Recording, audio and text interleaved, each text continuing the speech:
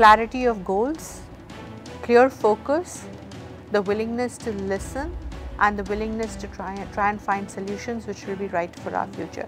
I think that speaks for a lot. There is a consistency, and there is a consistency of thinking and a consistency of what is being said.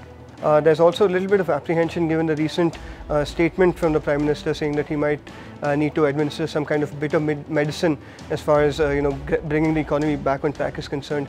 Are you a little wary of what that bitter medicine could be, and what are your hopes otherwise from the budget as such?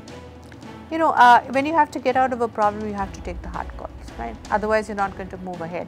So I'm quite, and I think all of us should feel comforted from the fact that the government is willing to take the tough calls where needed.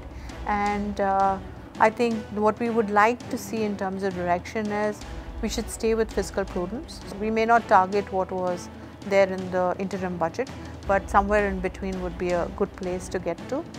I think we want on the expenditure side that money is used for productive purposes rather than dole outs or consumption. So some rationalization of subsidies. So we saw somewhat of a dovish tone coming from the RBI in the recent policy statement.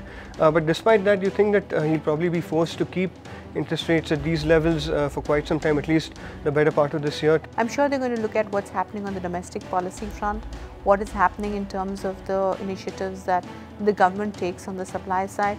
They will have to be conscious of what's happening in the global markets as well, because today we are in a very connected world and flows impact us in many different ways.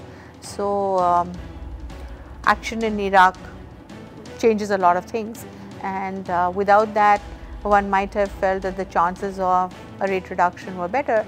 With what's going on in Iraq, maybe chances are going to be a little tougher.